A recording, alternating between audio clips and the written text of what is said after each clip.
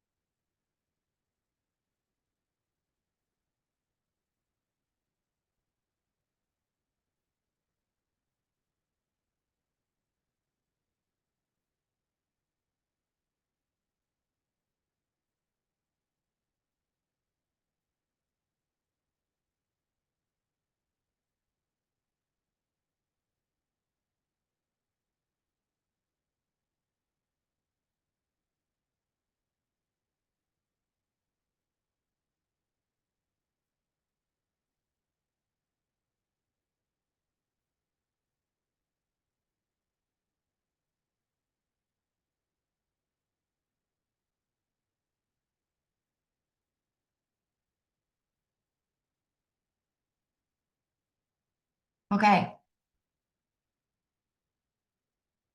Can everybody hear me? I'm not on mute anymore.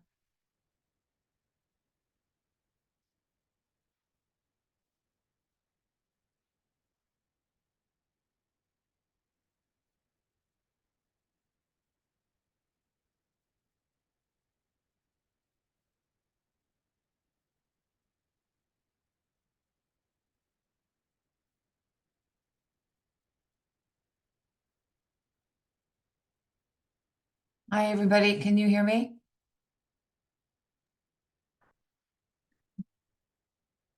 Okay, we're gonna get the meeting started.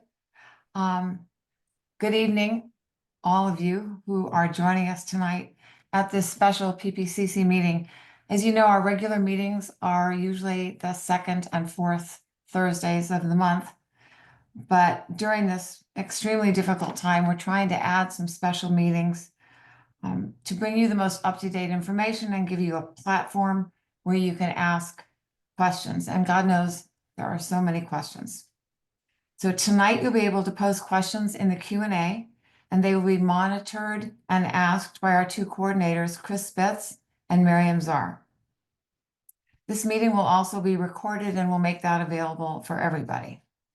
To our special guest tonight, Councilwoman Traci Park, Chief Recovery Officer Steve Soboroff, Congressman Brad Sherman, Congresswoman Jackie Irwin, and Bill Jones from the EPA.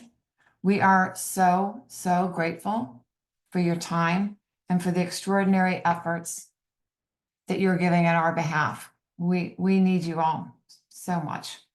So we're going to open tonight with our absolutely incomparable, indescribable CD11 Councilwoman Traci Park. Traci, it's all yours.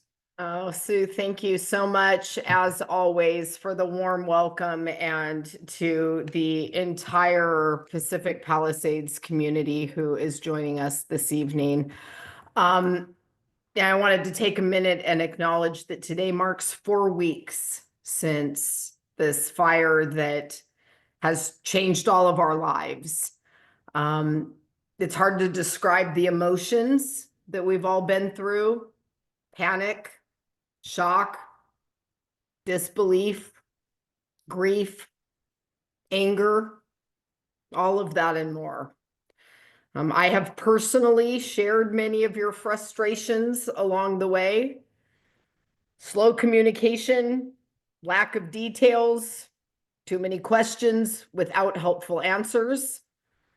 I know for a lot of you, you just needed timelines and practical advice so you could make decisions about, are you renting a place for 6 months or a year? And even that kind of guidance has been, and in some cases, continues to be. I just want to let folks know that a lot of the reason for that is we just don't know answers in a lot of cases.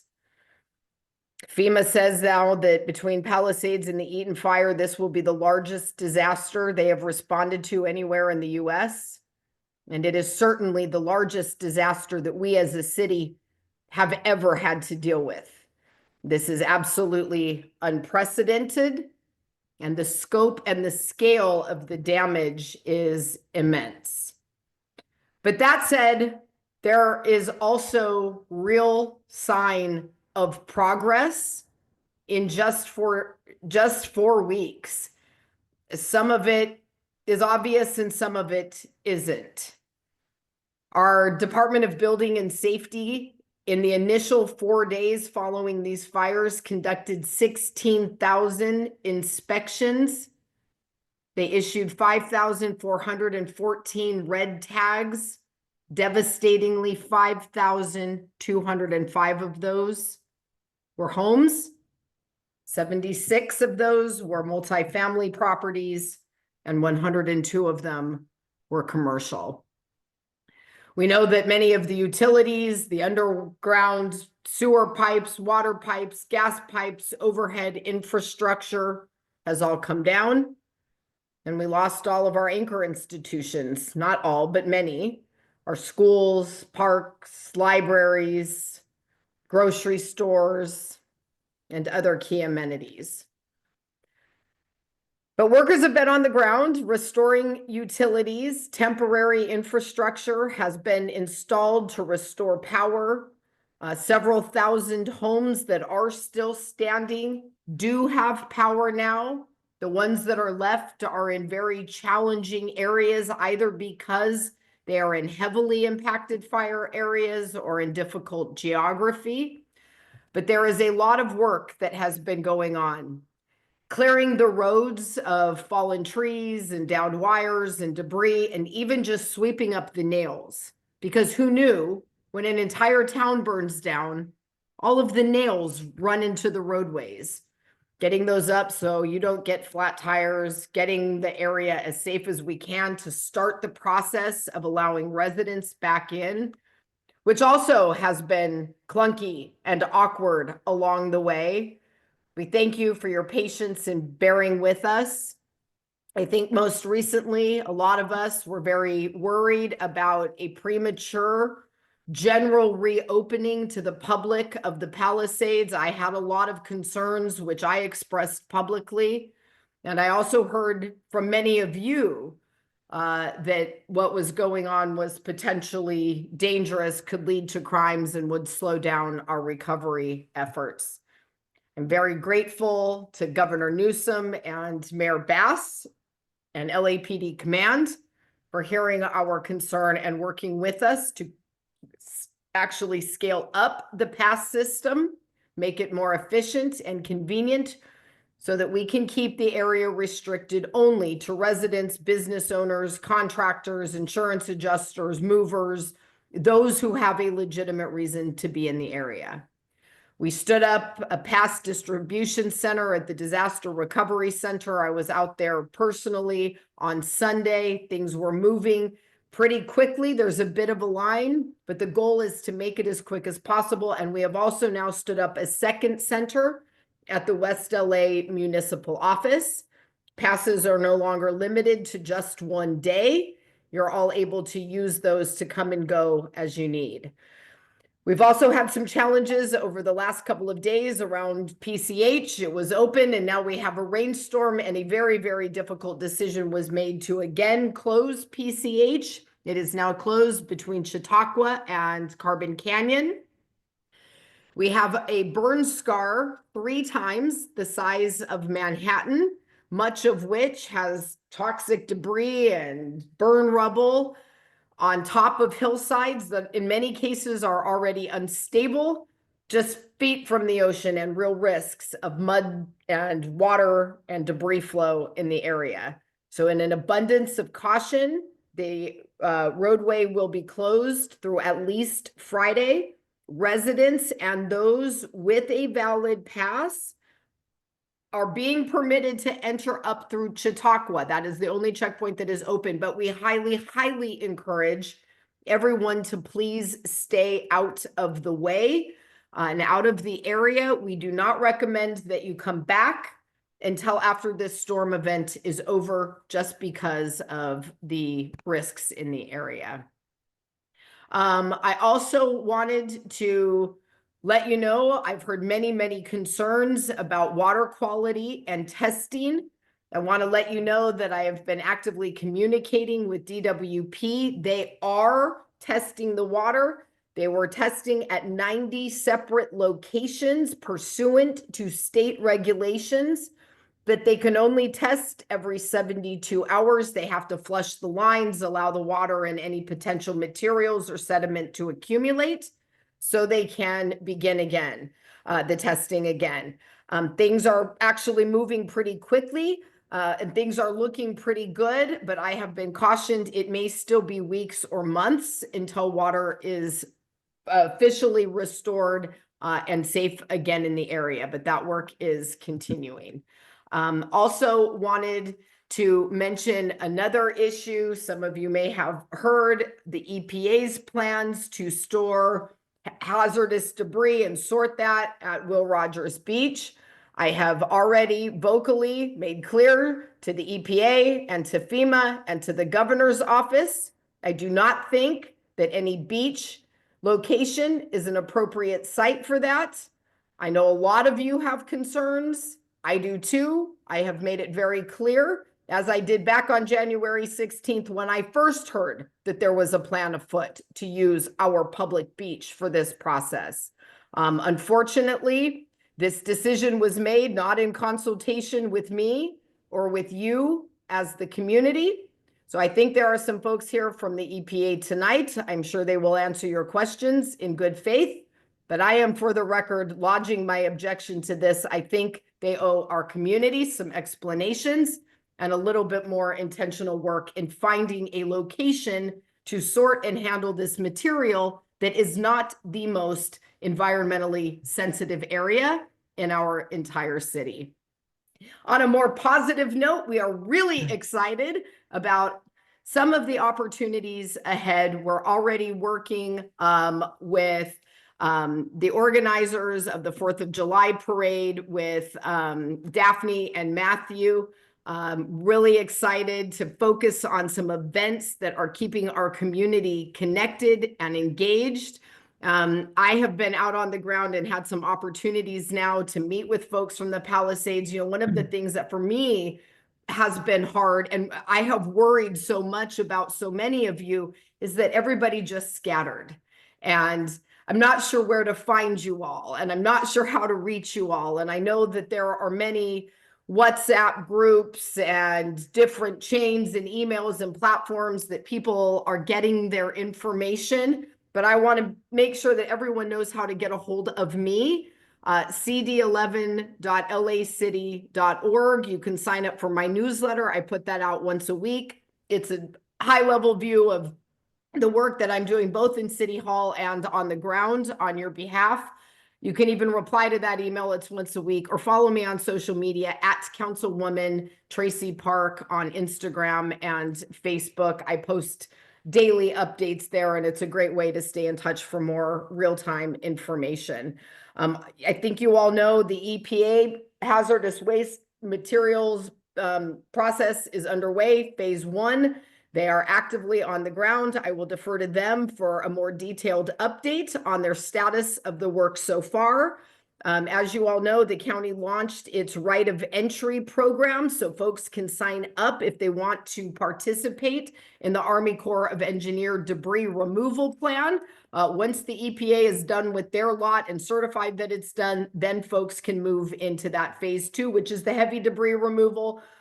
Think bulldozers and dump trucks, and this is getting the actual big rubble and debris out. You can opt into the government program that comes at no out-of-pocket cost to you, or you can opt out of that program and pay for debris removal through your insurance company or out of your own pocket using contractors that meet the county standards. One bit of good news in all of this is for folks, once your lot is cleared, you are free to get moving and rebuilding. We are accepting permit applications and plans now, and in coming days, we are going to be standing up one-stop shopping of planning and Department of Building and Safety. Our utilities, the gas company, DWP, and others will all be on site in one place so we can just do one-stop shopping and get things moving. I also want to be very clear because I've gotten a lot of questions and comments and concerns about density and rebuilding, and I just want to be very clear. My plan is to rebuild the Palisades back to the Palisades. We're going to be smarter about it and make sure that we're making sustainable decisions. And we have a lot of work to do to ensure that we have adequate infrastructure and evacuation routes. But I want to be very clear that I intend to rebuild our Palisades, not a community that none of us recognize anymore. But that means two things. We all have to stick together. And that means finding ways to stay engaged, talking to each other, checking in on your neighbors and friends and keeping them coming to these events. And when we can do in-person ones, to come there too. And my advice to folks, if you can, is don't sell. Don't sell right now. We're at the very, very beginning of a process. You're just barely getting your questions answered. You need time to get educated and think about the long-term plans and implications before you make those decisions.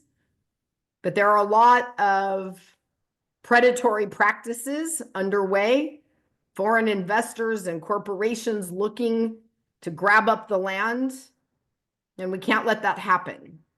So I would encourage us all, stick together, and if we can avoid right now making hasty decisions about whether to sell, let's not, because I want to do this for you guys, to come back to the Palisades.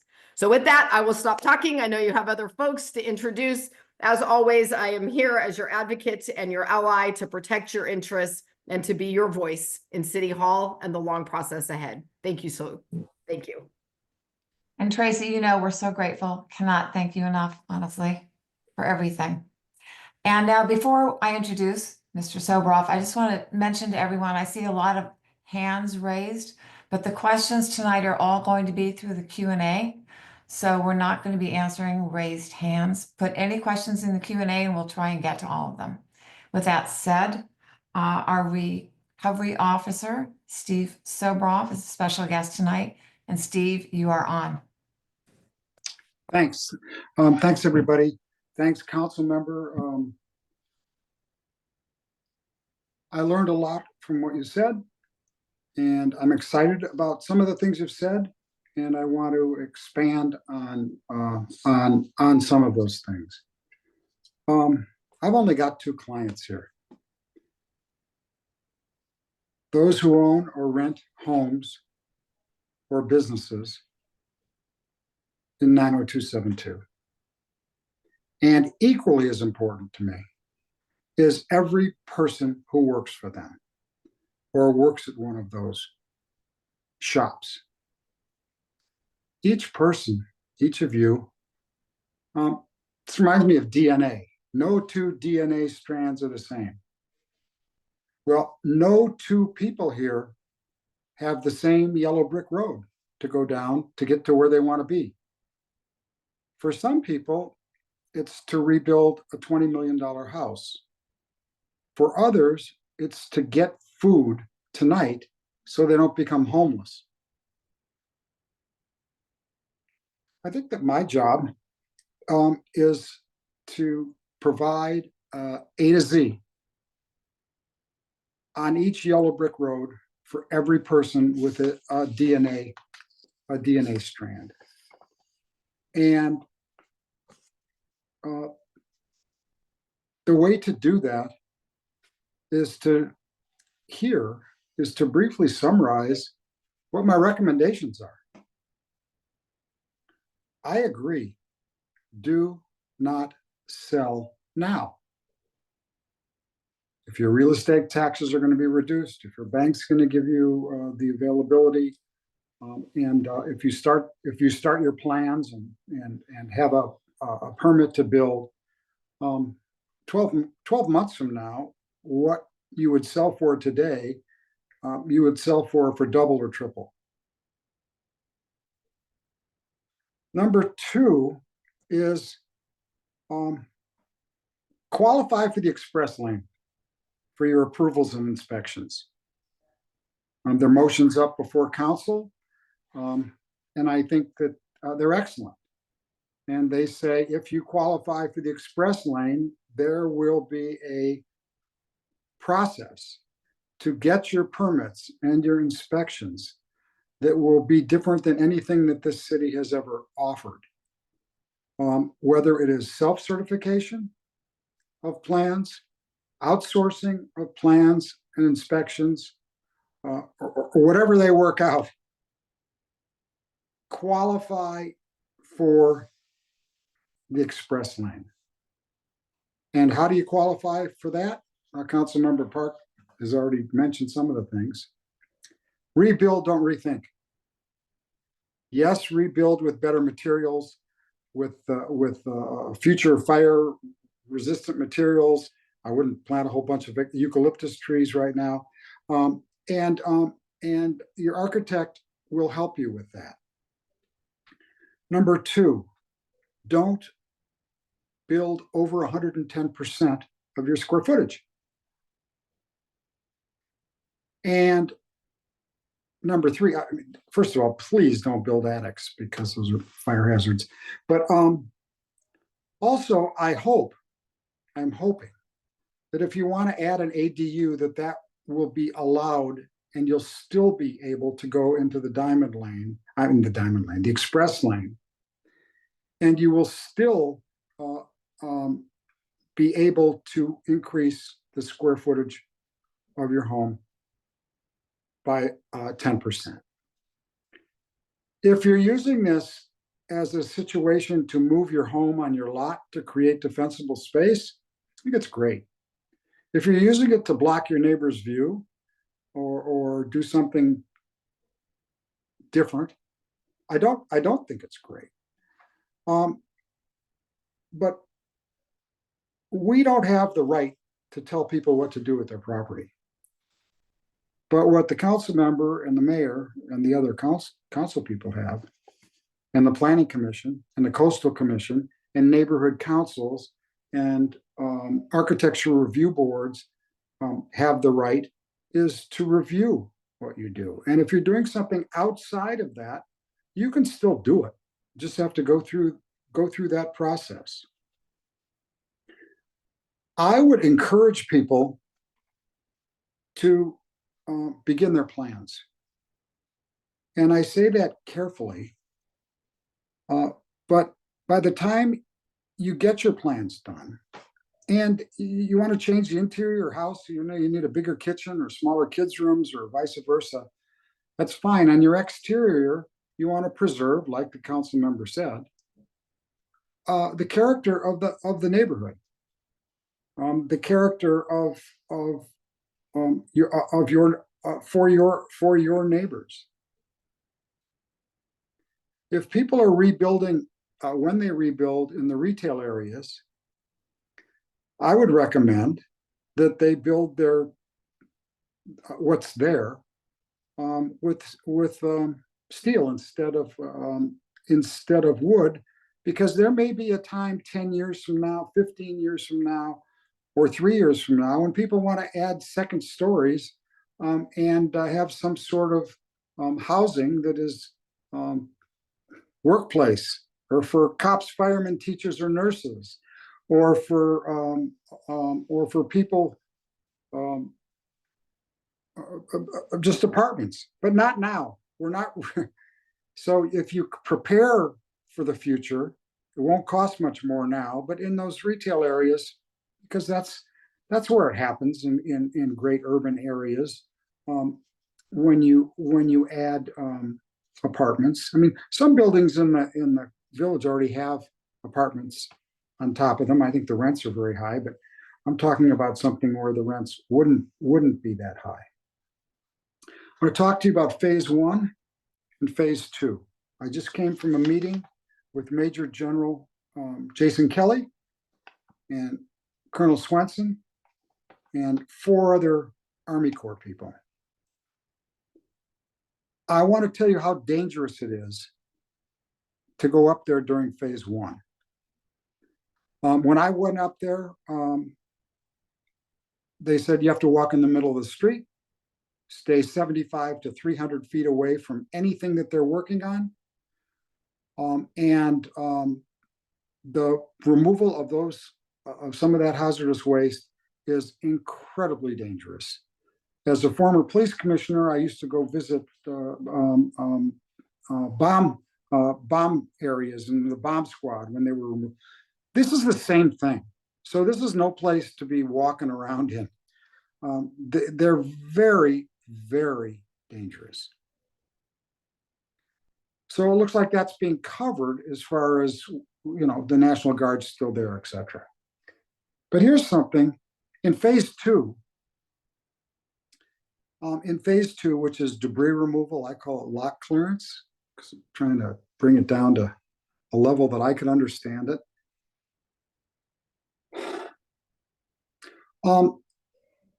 This fire, the hottest planet in the solar system is Venus, it's 800 degrees. That doesn't melt a lot of things. Aluminum melts at 1200 degrees. So like appliances. Glass doesn't melt till 1600 degrees. Cast iron pans don't melt till 2200 degrees. The temperature on some of your lots was over 2000 degrees, to where when they go into phase two, it sort of makes it a little bit easier because there's no appliances left. But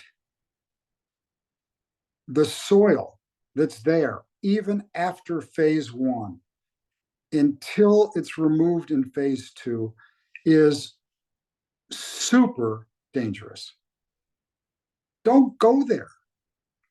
It's not Legoland. I mean, we don't need to drive around to look around. You can go on Google Maps right now. They just did a flyover for us, and the Google Maps show they show everything. So I'm very concerned. Now let's talk about phase two. Everybody wants phase two to be done as soon as possible. What is phase two? It's lot clearance or debris removal. And that debris is hazardous, a lot of hazardous waste in that debris. Just because you're done with phase one, that doesn't mean that that there isn't a lot in the soil, in the so let's just keep it with soil. When they go to remove your in your phase two, and I would encourage everyone to sign up, to opt in, because they do it well. They will do it more efficiently if they don't have to skip a lot here and a lot there. It will be cheaper for you if you let them do it. If you do it yourself, you're going to add more truck traffic to the system because you'll have to have your own contractors up there. You won't be able to start your home any sooner if you do it yourself. It will cost you more, and way more important than a lot of that is if there's a problem, you won't have the United States government on the hook. You'll have some contractor on the hook. Opting out of phase two, in my opinion, you can take it or leave it, you can opt out of phase two, is a huge mistake. If you're a billionaire or if you owe $1 billion, it doesn't make any difference. Now let's talk about phase two, prioritizing phase two. How do you get your house into an early part of phase two? The Army Corps will be doing phase two to be efficient, to create the least amount of truck traffic, and they have huge priorities around anything that is close to a creek or something that's going to flow. What can you do? Sign up right away. And if you have 7 or 8 neighbors, and in your little neighborhood, in your cul-de-sac are 12 houses, 5 are up and 7 are down. If you get the other 7 and turn them in fast, it will prioritize the Army Corps on on your area. Other areas like that, we're already working with Ralph's, with Gelson's, with the Y, with in the park, with the park. The question is, why replace the tennis thing with the tennis trailer with a trailer? Why not replace it with a little building?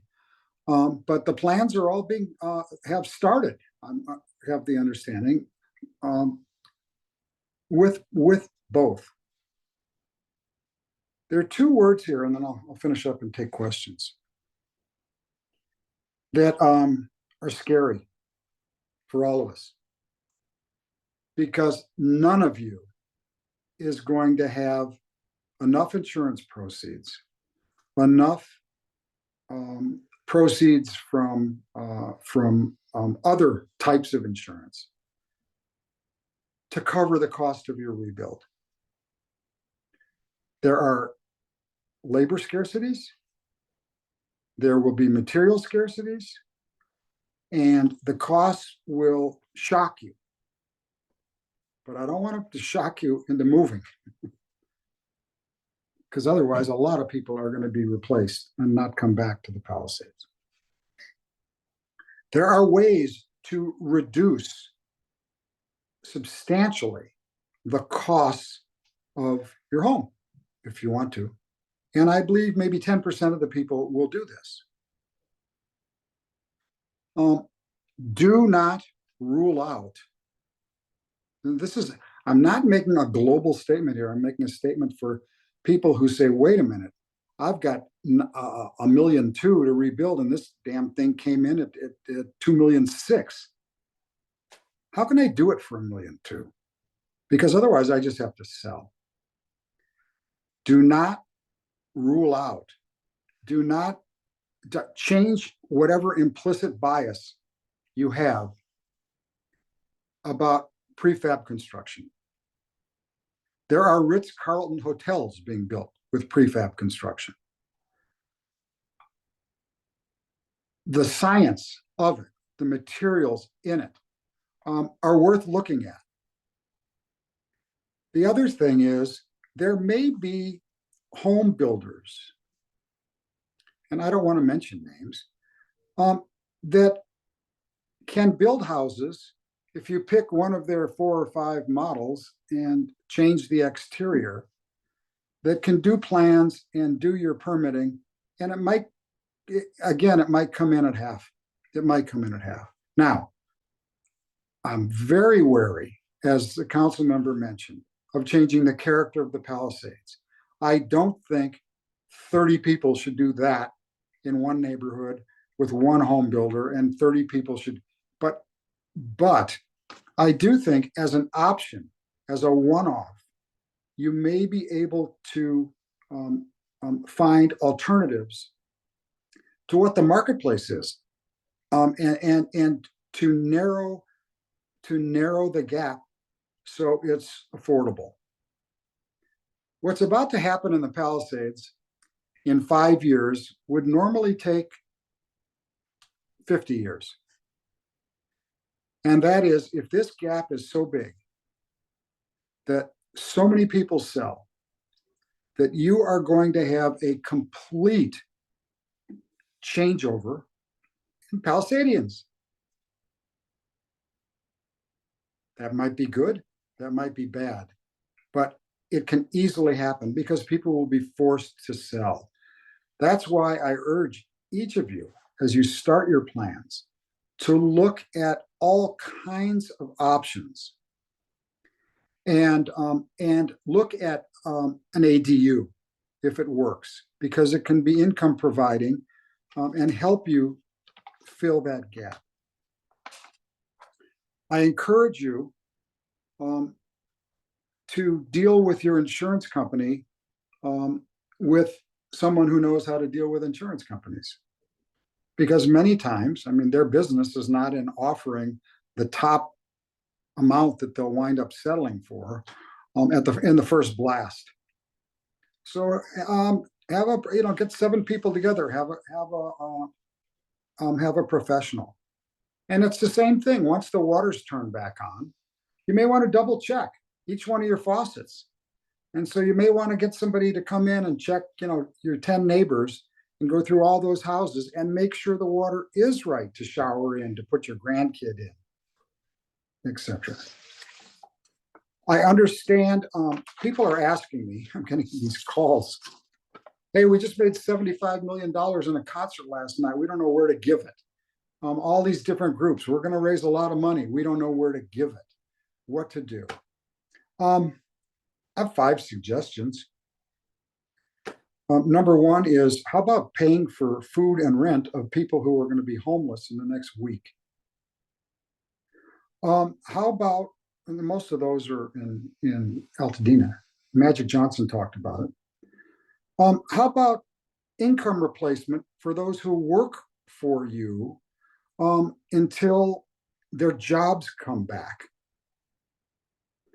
How about for even in the Palisades, there will be people who can't afford to start their plans.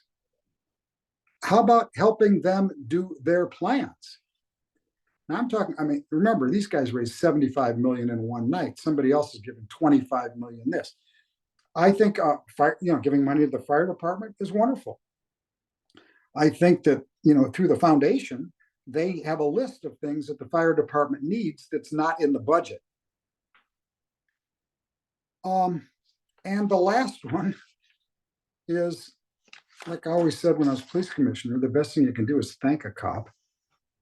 These Army Corps people, these state workers that are out there, these FEMA people are phenomenal. Probably as fun of people to go to dinner with as anyone would ever want. Thank them for what they're doing. Buy them a gift card for something and hand it to them and ask them to send it home to their families. And finally, I'll tell you a story. I saw a video from the inside of one of the planes that was putting the red fire retardant during the fire. It was a woman pilot, and it's one of those big planes. Now, remember the reason why some houses are burnt 4 or 5 in a row and then nothing else. The embers were the size of a football, and they were moving at 100 miles an hour. So sometimes the planes couldn't go up, but when they did. So inside this plane that the pilot is flying were alarm bells that were going off, warning signals. Mayday, pull out, you're about to crash. Mountain ahead. They didn't pay attention to any of those. It gives me the chills to talk about it. You want to talk about people who care about you, who try to do things in an act of God, natural disaster fire, where if they're all-time heroes. And this fire was so hot, if you would have built your house as a cement bunker instead of a house in the middle of a neighborhood called the Alphabet Streets, your house would have lasted about 20 minutes longer. This was an incredible disaster. One of the things we have to think about, and then I'll take questions, is how do we keep it from happening again? Well, is it more fire hydrants? Is it more pressure? And it's, fixing the, I don't know. But one thing is, if there's not as much fuel, then the fires won't be as bad. I just don't think it's acceptable to you. And that is that the Santa Monica Mountains would have to have controlled burns all year to keep the fuel down. And you can't even hold a cigar outside a window of your car. I don't smoke cigars and all that stuff without people complaining. So I can't imagine that people are going to say, okay, controlled burns are okay. But you want big picture? We have to be able to do something with the fuel for these fires because the climate change and the rains and the mudslides and then the heat, the fuel is growing much faster than it's ever grown before. So let me take questions. And before I do that, let me say to each of you, to your DNA strand, to your yellow brick road, that's our goal. But you have to have hope. And a lot of people don't be afraid of getting mental health help with this. This is a mourning process. You have to move through it for yourself and through your neighbors. And if you need to drive up and look at the house for 2 minutes, go look. But when phase 2 comes around and they're going to come to your lot, they're going to call you before they come to your lot and see if you want to meet them there and say, hey, I think my, grandma's stuff was over here on the left side, and they'll look. I'd stay away. I would stay away. We're going to have a whole lot of truck traffic hauling, both north and south on PCH. The routes haven't been determined yet. I mean, obviously, Temescal will be one. And then there's only a couple others, Will it be Chautauqua? I don't know. Hard to imagine for me because that left turn, a truck can't make that left turn. Will it be Sunset going through, going up to the 405? Very difficult to imagine that that's anywhere near efficient. So that leaves 2, Sunset going down to PCH or Temescal. But those items, those things haven't been determined. Are they going to work 24/7? Are they going to be hauling at night? All those things are going to have impacts on when people move back in or decide to stay. And like the council member says, and like the mayor says, have me back in a month. I'll tell you a lot more information. All I can tell you is what I know now and what I recommend now. We have 5 kids, 8 grandkids. All 5 kids grew up in the Palisades. The house that they grew up in the Huntington burnt down. The other house didn't burn down, but we had sold it. But all the neighbors' houses all burnt down. But I'm the kind of guy. The reason I moved to the Palisades is like all of you did. Is I wanted a community where I could know people and hang with people and have my kids play in sports with people and worship with people. And the Palisades is that. And I can close my eyes, or well, I have to keep one open, but I can walk through these neighborhoods now, anywhere where the fire was, and I can probably name, not to exaggerate, 20 to 30% of the people's homes who there are. I can walk through the commercial areas of the Palisades and not only name the stores that there were, but the employees that work there because I've known them for 30 and 40 years. These are wonderful people. Some of them are in a shitload of trouble right now. And that's why I'm so happy about the 4th of July parade, all the other things that can bring us together. If your kids play organized sports with other Palisades kids, keep them in those sports, even if you have to drive away. I'm afraid that some of you with your kids are going to move away for 2 years. And 2 years later, your kids are going to say to you, hey, I've made new friends. I don't want to move back there.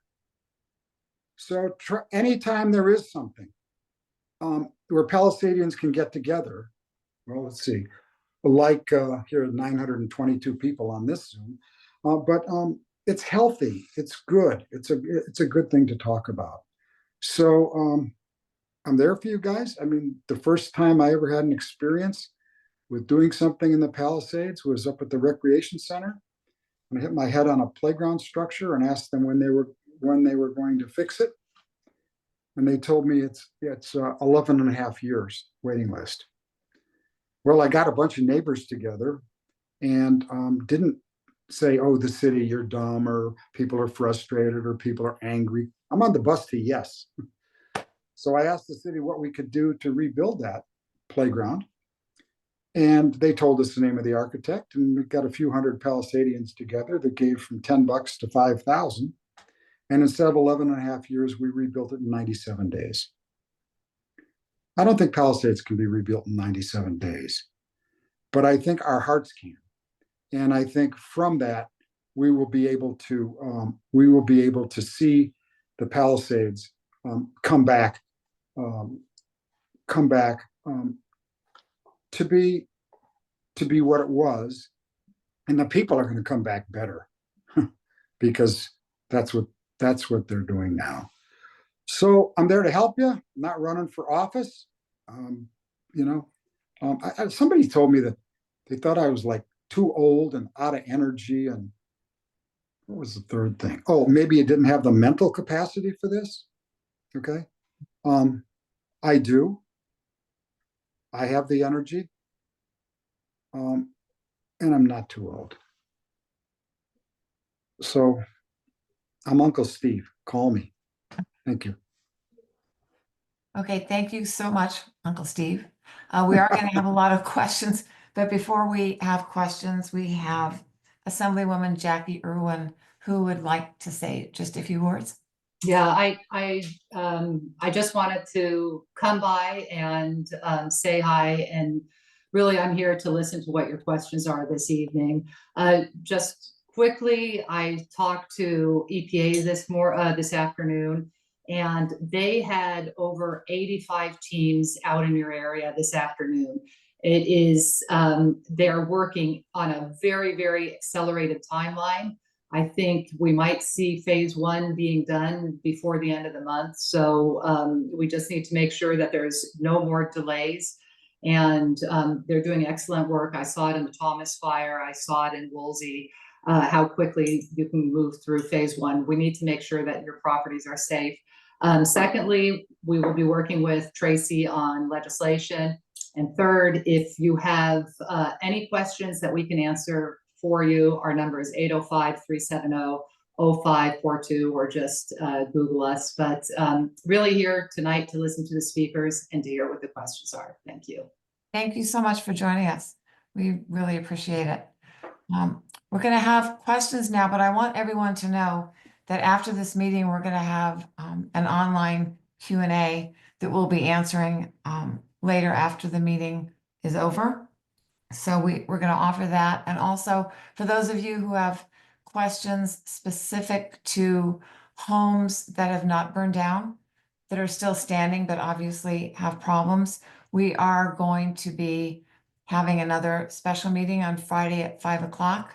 We're doing that with Councilwoman Traci Park's office in conjunction with Traci, and we'll have more about that coming out to you tomorrow. Okay. So I see that we have Congressman Sherman has joined us.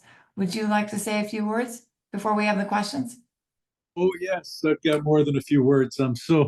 I wish I could have been with you at your last meeting, but I was literally on a plane so that I could be there for President Trump's visit to the Palisades and to Fire Station 69. For those of you I haven't met, I'm Congressman Brad Sherman. I'm from America's best named city, Sherman Oaks. My district has been in the Valley for a lot of years, and a couple years ago, redistricting also added the Palisades and Malibu and surrounding areas to the district. With me today is Justin Vine, who's with our Constituent Service Office. I want to put in a pitch for his work. Imagine a federal agency makes a mistake. It could happen. Could be passports, post office, could be a lot of the things you're talking about. You call Justin at 818-501-9200. He works hard, he solves your problem, and then I, Brad Sherman, take the credit. If there's one thing I need to get across, it's that you need to register for benefits at both the FEMA site and the SBA site now. We have a March 10 deadline. If you don't file by then under the regulations, they can deny you. Now, traditionally, FEMA acts to extend these deadlines, SBA acts to extend these deadlines, and things work out okay. But if you think that tradition and running things smoothly and reasonably is what's always happening, you haven't been paying attention for the last couple of weeks. So don't rely on any. Now, I'm pushing hard, and I'm meeting with the governor tomorrow to get him also to push hard to extend this deadline. A lot of people haven't filed because whether or not you're eligible depends upon your uninsured loss. And many of you don't know if you have an uninsured loss. You know that you have insurance. You don't know what the cost to rebuild is. So you don't know whether any of your losses are uninsured. That and a bunch of other reasons are reasons why you haven't gone to the websites to file. But make sure you make a claim now at disasterassistance.gov for the FEMA and for sba.gov/funding-programs/disaster dash assistance. It'll prompt you through, but you end up being at /California-wildfires. All of this is on mass emails that I'm sending out, I believe, tomorrow. And certainly it's all on the webpage, bradsherman.house for House of Representatives.gov. But if whether or not you think you will apply for benefits, when it's all said and done, you may think you don't want an SBA loan, but you're not sure. So go ahead and file both at the SBA and FEMA, and please get the word out to everybody, not only to residents of the Palisades, but people who work in the Palisades, businesses that deliver pizzas to the Palisades, everyone who's adversely affected by this, and of course in Altadena as well, needs to be registering for benefits on both the FEMA and the SBA website as soon as possible, and certainly by March 10th. A number of other issues have come up. I think you're familiar with phase 1 in the EPA. Phase 2 is the debris removal. Many of you will choose to have the Army Corps of Engineers do it at their cost, unless you have explicit money coming in from your insurance company for debris removal, in which case you may choose to do it yourself, or you will, if you have the Army Corps do it, you'll have to sign a check over to them. But one thing that people have noticed on the form, when you sign the form to opt into the Army Corps removing your debris, is they want you to indemnify the government for any mistakes or liability that the contractor, because the Army Corps of Engineers, they don't send a bunch of guys in uniform. They contract this out. Anything that any mistakes they make, that is outrageous. The Army Corps selects the contractor. The Army Corps oversees the contractor. I see no reason why any resident of the Palisades should be responsible for any liability. So the first thing I'm doing is I'm fighting to just get them to waive that. If that doesn't work, and there are regulations that say that homeowners are supposed to indemnify, obviously these were written by the agencies for the agency's own benefit. What we need to do is make sure that anybody that the Army Corps of Engineers contracts for has very substantial insurance. So it's not a matter of does the government pay or does the homeowner pay. There needs to be errors and omissions and liability insurance on every one of these contractors. The reason I didn't make the last meeting was to be with the president the next day at Fire Station 69. A few things came out of that. First, please do what you can to erase this idea that it's water from Northern California didn't make it to the Southland. You know, and I know it's a matter of pumping the water up into the Palisades. There's plenty of water in the rest of LA County. The reservoirs are full to nearly full, and they just wasted a bunch of water in the Central Valley, which is now evaporating in a show about this. We need to keep FEMA on the job. At the fire station, I was very clear with the president, please don't abolish FEMA. We need a FEMA. And we certainly don't want to dishearten the FEMA workers that we're relying on right now. They can be disheartened because you say their agency is going to be terminated. They're also disheartened by the invitation they got to quit and to and they're being given 8 months free salary if they quit next week or later this week. We don't want them to do that. I have urged, just had discussions with the head of FEMA, the acting head of FEMA, who's just taken over, to please exclude from eligibility from that program. They haven't officially done it. Those who are working on the disasters in North Carolina and Los Angeles, and to exclude temporary employees, because there's no better deal for a temporary employee than you end your temporary employment and you get paid for 8 months. We're going to have to build back better, as Steve was talking about. The new fire code for building, and by the way, if I've gone too long, please cut me off. And I'll just give me 15 seconds, 30 seconds at the very end. The fire code that's applicable to fire-prone areas like ours for building after 2008, we saw that exemplified up in the Paradise Fire, where 58% of the homes that met that standard survived, and only 18% of the homes that didn't meet that standard survived. We are going to have to do a better job at vegetation management, both around our homes and up in the hills. And whether that is from controlled burns or whether that's from big machines that come in and chop it all up and call it away, or whether that's goats and sheep, I leave to the experts. But as we make our decisions, number one has got to be fire avoidance. I know that postal mail is important. We've got to get the Postal Service to resume mail delivery to habitable homes and accessible properties. They've already done that to some very limited degree, and I'm pushing them to do more.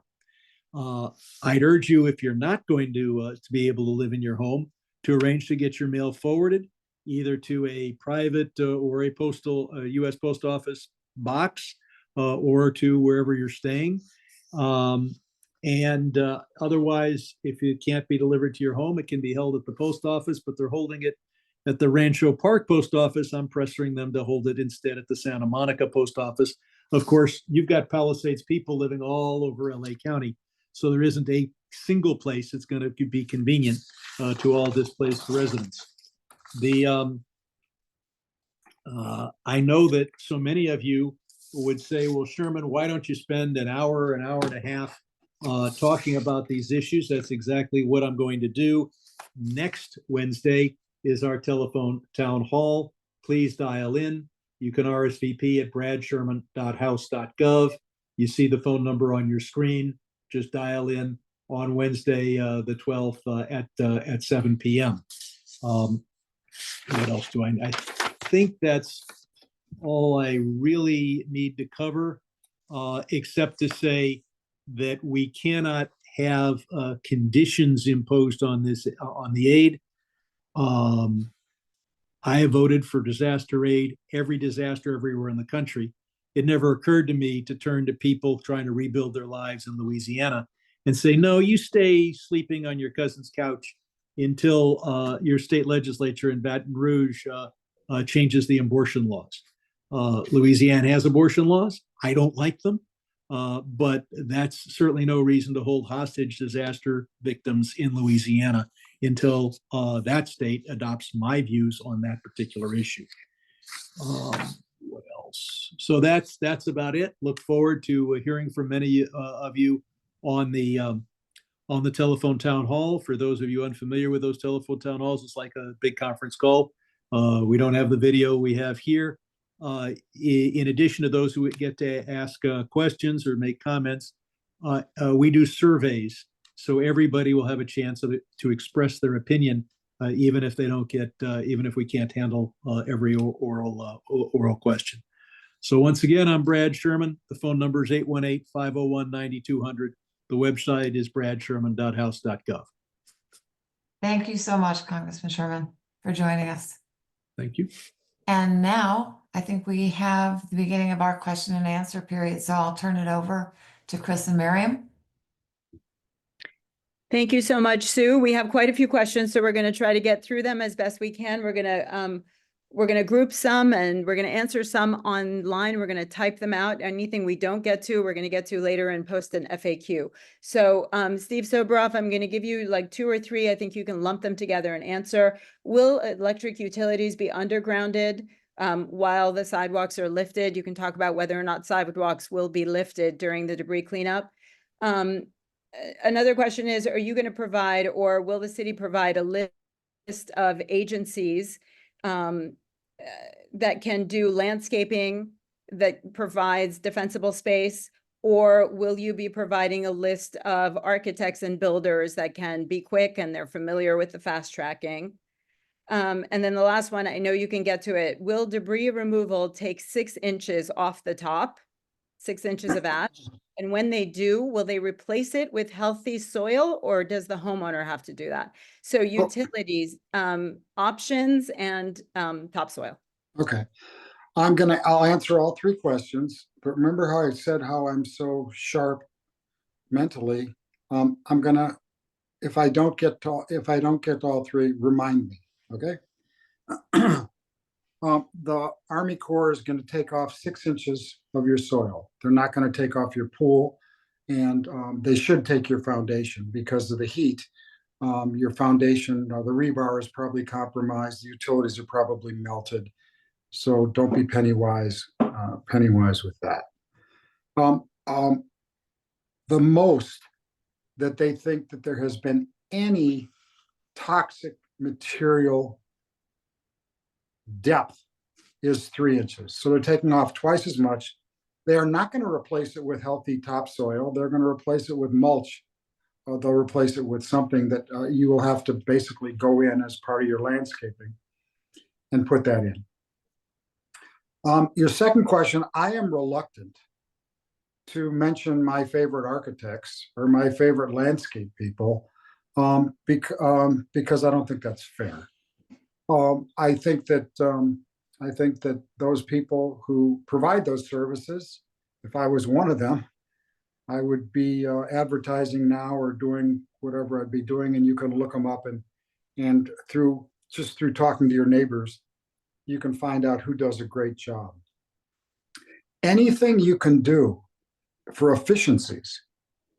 If you have the same contractor building 4 homes in a row instead of building 4 homes all over the Palisades, it's going to save all kinds of truck traffic. Well, multiply that by 1,000.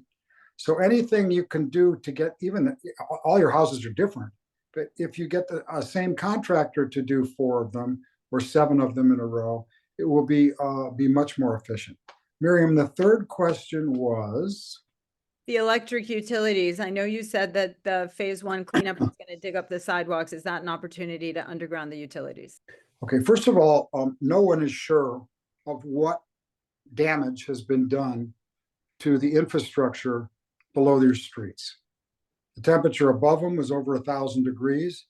And I would say within a month, after the city hires the owner's rep, which I think is going to come up sooner than later, and I think there may be 2 owner's rep companies doing that. They will do a needs assessment, a survey, and have an absolute answer to whether your street is going to be pulled up or not. We have an opportunity, a once in a multi-generation opportunity to get rid of above grade lines, but they cost more. So the question is, what is the gap going to be? Number 2.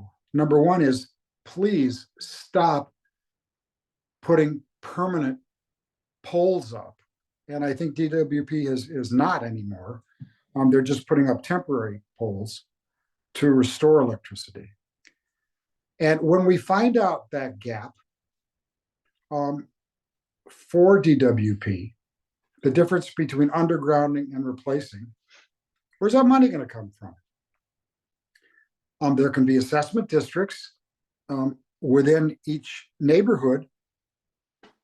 it's really unfair to charge the rest of the city to pay for the undergrounding of the utilities in Pacific Palisades. I mean, that's silly. I've heard that there may be some federal grants available that may fill the gap, but the first thing we need to know is what is that gap? And I would think within 60 days we will. And the idea of tearing up and replace a lot of streets are going to need to be replaced because you have, you know, 100 and some thousand truckloads of rubbish that has to be removed, and then you got a bunch of trucks coming in to build all your houses. When those streets are torn up, that's the time to do all of the utility replacement. Okay, and how will the Army Corps of Engineers deal with pools and basements? So homes that still have pools. They won't with either. And what I understand from talking to the generals and a bunch of the cool Army Corps people that I talked to today is they won't touch your pool. They urge you. Well, let me take the heat off of them. I urge you, after talking with them, to have your foundation removed. The idea of having your basement removed is a totally different situation. They won't do that, even if you ask them to do it. But generally, they don't need to be removed. They don't need to be removed. Okay, and what about chimneys? I don't know the answer to that question. I can't imagine that the earthquake standards and the kind of buildings that need to be built in the year 2030, which we're going to build in the year 2026 and 2027, that it would be smart to leave existing chimneys. On our house in Frontiera, Okay, we'll get when that. we had to, you got to make them stronger. Okay, we'll get that answer. Chris? Miriam, it's Councilwoman Park. Just since the issue of pools came up, if you don't mind, I just wanted to chime in because I did see a couple of questions in chat about pools and draining pools. And I just wanted to say that right now we are working with LA Sanitation to get some better guidance around what folks should do. In the interim, my ask to folks is please don't drain those, especially into the sewer system. There's a lot of chunks of wood and ash and almost like charcoal. And our sewer systems, as you know, are compromised already in a lot of places, and that debris can back up in our system all the way down at Hyperion. And you all know what the potential environmental implications are when we have issues at Hyperion. So for right now, until we get the guidance that we're looking for from LA Sanitation, people just don't drain your pools into the sewer system. So bear with us while we are figuring out the longer term plan for how to remediate those immediate issues. Miriam, regarding opting in to phase 2 versus doing it yourself, I said something that was different than what Brad said. I hope I'm right, and I may be right because he's been pushing for this, but I do not believe that if the Army Corps does something bad on your property, that they are not going to come back and fix it. So I've been told that by very high ups at the Army Corps, but if the document doesn't say that, then it should. The document I was referring to dealt with liability for things that they might do. They have an automobile accident or something like that. And okay. I thought it was regarding the quality of the work that they're going to do. No, it's not about the quality of work. Okay, It's good, liability for Okay. misdeeds or for Thank torts. you. And, Because the quality of Okay, work they're going to so- do is phenomenal. Okay. All right, Chris has the next question queued up. Yes. One question that I think is a lot of people want to know, is the city considering widening the roadway in any part of the Palisades? And this particular question asked about the alphabet streets, but if you know whether there's any consideration to widening roadways to improve emergency vehicle access? This is for either Steve or the councilwoman, I think. Tracy, do you want to take that one? I Yeah, don't sure. believe And, there is. and you're welcome to chime in on this too. Look, Yeah. I think while we have this opportunity right in front of us to look at our infrastructure, including our roadways, which also serve as evacuation routes, that we do at least have some conversations. And you know, part of the charm and the things that we love about a lot of the communities in the Palisades or some of your narrow, windy roads and your little tucked away neighborhoods, the alphabets, you know, that is a much denser neighborhood with different set of issues, but your streets are jam packed over there for sure.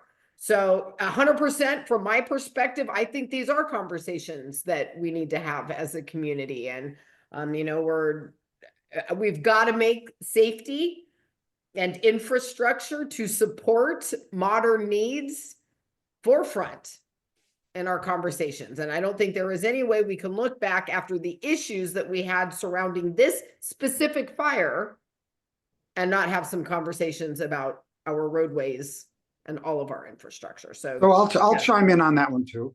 I think there should be conversations. You can get the ULI, you can get all these groups that are forming to do all kinds of studies. But whose yard are you gonna, if you're widening the alphabet streets, whose yard are you gonna be taking out? Yeah, no, And and see, whose that's aren't you? probably not going to work there for that Yeah. reason, but there are some reconfigurations that are reasonable for us to talk about for the same reasons we've not been able to widen Sunset Boulevard to alleviate traffic. Yeah, So that's we right. get that. But I can tell you that analysis paralysis, and I love all the universities and I love all the urban. My teacher in college was the founder of the Urban Land Institute.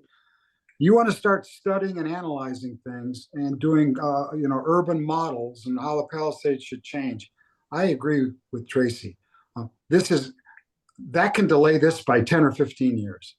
And you can always do it later. You can go through those processes. We have to be Okay. very careful now. Yeah. Next question has to do with the fast tracking. Will 110% for rebuilding include a basement, or is that not included? And related to that is people who lost homes that were very old or small, and these people planned on redoing their homes and doing them bigger, are they tied to that 10%? And what if, conversely, what if someone recently remodeled and got their full FAR, can they get another 10%?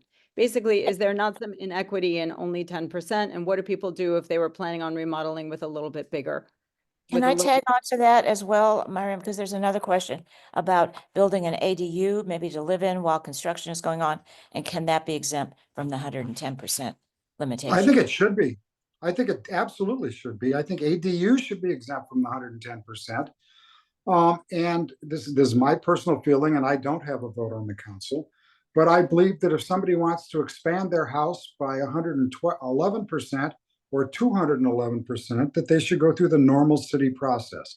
We have to draw a line here for for entry to the express lane. And whatever that number is, I think that any exceptions need to go through the city process. That's my sense of it. Okay, thank you. There's a question in the chat. Are the plans Well, to? maybe the councilwoman has a different thought on that. Okay. Do you, Another Tracy? question. I saw her. She made a, Tracy, I think you waved that off, right? I'm looking at you. Okay. She waved it off. She didn't flip me the bird, right? No, she did not. She Okay. just said she's okay with passing on that question. She can always come back Okay. to the community. She has our ear. There's a question here. Are there plans to assist displaced residents with property tax relief? The city should not defer, but should pause and forgive tax payments for the time that Palisades remains uninhabitable. The moratorium is not enough. So I want to say to the person who asked that question, I think that is a county tax assessor question. We are talking to them. They are being responsive. We'll bring that answer back. He's a great guy. He's got a lot of answers. There's one area that they haven't covered that I think they really need to cover. It's not as much in the Palisades as it is in the other areas. And that is sometimes people pass their homes to their children without changing title. And in order to get aid and through insurance, you're going to have to change the title back to the person that's actually living there. And that will trigger a reassessment back up to 5 years. That would be a killer for a whole lot of people. And I hope that they will waive that. Okay. I do believe we had Senator Ben Allen on for a second, and I think he's working on legislation to that end. If he comes back, we'll promote him and we'll hear from him. 2 questions. Where does one Well, find their Mariam, old? I had some questions I'd like to ask too. Okay, I'll fire off these 2 and then I'll hand it to you. Where does one find their old plans? Is there a city or county database? And related to that is, what if somebody was under construction during the fire and it burned down? Are those permits still valid? I don't know the second question. I would think so. I think that would be fair, but I think that if they're smart, they'll update it to, next month's fire codes. On Piper Tech downtown, where all police helicopters are, they took a whole load of plans from the 50s and 60s. I'm not sure from the 40s, and they're in Piper Tech. And so there should be a way that people can check and see if they don't have their plans and they want them, that they are being stored there or whatever. Those are paper plans. They're not digitized, and there should be a way to find out. So, my sense would be is if anybody on this call is looking for their plans, give Miriam or give somebody just a list of those addresses and get it to me and I'll check.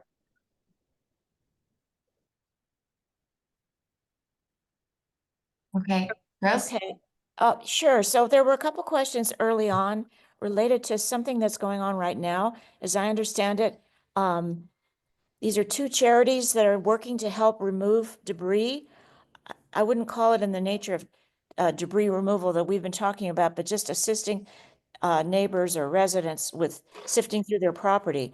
And one is Samaritan's Purse, which is a Franklin Graham charity, and the other is, believe it or not, Scientology. Now, are these organizations approved by the county to go in and help people? Can you explain that status? Never heard of it.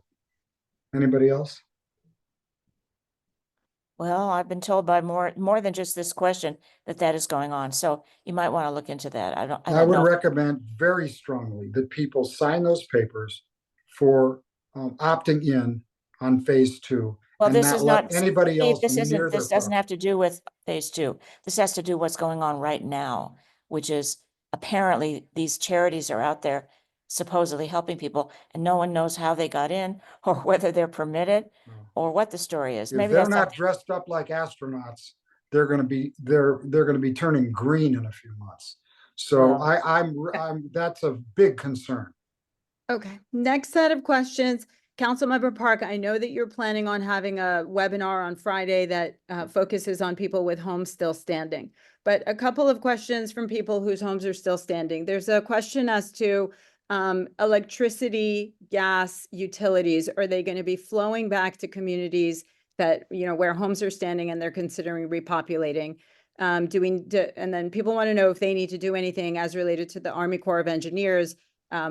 Should they be doing anything? Because obviously the debris cleanup is going to go around their home.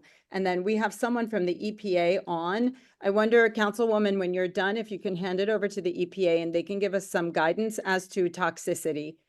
Some good stuff was shared at the mayor's webinar just before. So I think there are some questions about, can we get some guidance on toxicity? Yeah, no, it's a great question and one that, we've all kind of wanted more answers to. So there was a few things in those questions. Let me back up and see if I can get through as many of them as I can. So for folks who have homes still standing, a lot of uncertainty, a lot of questions. We are going to do that Zoom on Friday specific to people that have property left standing. And we're going to have a lot of different departments and agencies in that meeting to help answer some of those unique questions. I will do the best that I can on my own. But for right now, with respect to the water, that was part of the question. As I mentioned, DWP is still in the process of testing things. Things are encouraging. It's looking good. but they can only test every 72 hours. And so there are over 90 locations that they are looking at. It was conveyed to me during my most recent briefing that as water becomes available and meets the testing standards established by the state, they are likely to start at the lower elevations and then work their way up. On the power side of things, I think the timeline is going to be much shorter. We are probably looking at days or weeks, but not months the way that we are looking at potentially for water. There also remain questions about whether it is safe to live in homes that may still have smoke damage or concerns about other, air and toxins inside, never mind that a lot of standing homes are surrounded by homes where toxic debris removal and then construction is going to be going on for a while. So I think those are really important questions that folks are going to need some answers to, so they can make long-term decisions about what the risks One of these are packages going is to be that bag. if they the choose. lunch bag. Sorry, I think that was somebody who wasn't on mute. Councilwoman, I know your team has also been looking into streetlights. And I know that there are areas in the Highlands where they're thinking maybe the air is better. Is there any guidance on toxicity in the air? And when you're done, EPA is on the line. Yeah, so I'll put it over to EPA with their plans for testing. I don't have the specifics on that. And, I know that there are there are thousands actually of homes currently that do have power, and there's some that have water, although we've not yet been declared safe to use the way that we would in our normal lives. Look, the hard reality here for folks that are having to make a decision about are they coming back and when, this is going to be a major construction zone for a while. I'm personally working to make sure that we can get our businesses back as soon as possible so that we have some anchor institutions. But right now, we don't have any restaurants or a grocery store or anything open and available to support folks. As you just mentioned, the streetlights all still out, very, very dark at night. And Hey, Traci, what do you think about this chicken and the egg? I mean, I've talked to Ralph's, I've talked to Gelson's, I've talked to a lot of these people, and opening when there's no people living in the community is not what they're up to. No, So- that doesn't make so- sense. I mean, they have to have enough of a customer base to support the reopening decision. And I think people deciding whether or not to move back into the community need to factor in, does it have enough amenities for me right now that it works for me in my life? And am I willing to accept whatever those health risks are? We're still trying to figure out what all those health risks are. Yeah. We don't But have all of both those of our answers yet. perspectives, and I know the mayor's is as well, is we've got to get some of that retail going, because it is the community. Yeah. And that retail is going to say, well, wait a minute, there's not enough people yet. So the landlords who have rebuilt their places, and it costs them twice as much to replace, they're going to want more rent, which is going to force out all the tenants that we love. So, I mean, these are things that are going to be happening that we all need to work on. And then, God willing, when they're all finished, anybody who lives in the Palisades that shops outside the Palisades is hurting all those people. We all have to support our local merchants, all of us, all the time. Okay, lot cleanup. If someone's lot is deferred to phase 2, can they still use a private debris removal contractor? I assume that answer is yes. Legally, yes, but intellectually, no. Okay. People whose homes are standing, they have not signed the ROE. Can they be reasonably sure that the Army Corps of Engineers will go around their home without damaging it? Ask the Army Corps. I think so. I think these guys are the best professionals at this specific thing, which is the phase 2 debris removal in the world. So I don't know. Will Okay. one guy make a mistake, then they're gonna have to pay for it. But this is what they do, and it takes time. Phase 2 in each home. It takes a bunch in each lot. It's not as fast a process as phase one.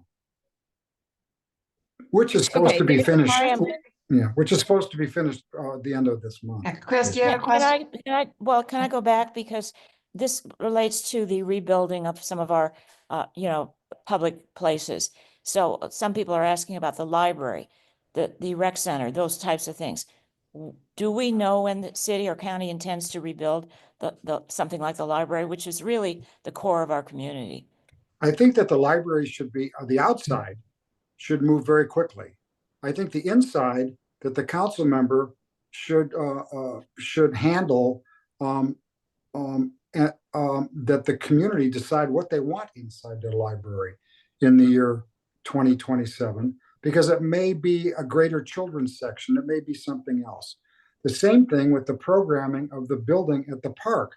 The building will be the same, but how you program it is up to the community. And I think that, that the council member does a great job in bringing the community in.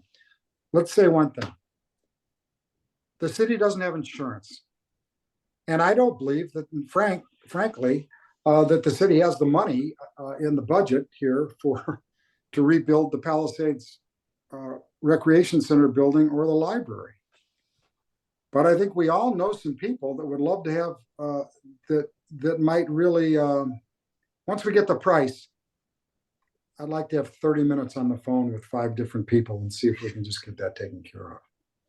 Okay, I believe Bill Jones would like to speak, and Bill, you are already a panelist, so feel free to unmute and address some of what you've been hearing. Bill Jones from the EPA. Yeah, I just wanted to say I've been trying to track all the questions, so hopefully I covered most, if not all of them. I think I went through all of them. If I accidentally missed one, my apologies. I think I covered about 50 of them. One of the things I did want to address, there's a lot of questions about air monitoring, and 25 years of my career at EPA was in air monitoring. South Coast Air Quality Management District is probably the premier air monitoring district in the world, and California Air Resources Board as well from the state level. So the capacity is there for whatever's needed from the air monitoring perspective. I know that they did increase their monitoring network during the fires and after, both stationary sources, and they have mobile units. For us at EPA, we get mission assigned from FEMA, and I think most people already know this, but just real quickly, the locals have to, if it exceeds the capacity of the locals, then they kind of make a request to get state assistance. If it's beyond the state capacity, then they ask for our assistance. So we certainly have technical assistance on the air monitoring, but the capacity at the local and state level is there. Also, the Office of Environmental Health Hazard Assessment has incredibly scientists and toxicologists, especially on the soil question. Oh, pardon me? I have a question. Yeah. Santa Ana winds may change everything and blow something around that isn't there one day and it'll be there the next day. Is there a kit you can get at Walmart that'll tell you that your air quality is okay? Is there a kit that you can get at Costco that will tell you that your water's okay, drained by, spout by spout? Or is this real sophisticated science and there either are or there aren't? Is there anything that the masses can do to test the air quality near their house? I mean, there is the Purple Air Network. Those are inexpensive tools, but they have downsides. I think the South Coast AQMD site talks about kind of the pros and cons of those.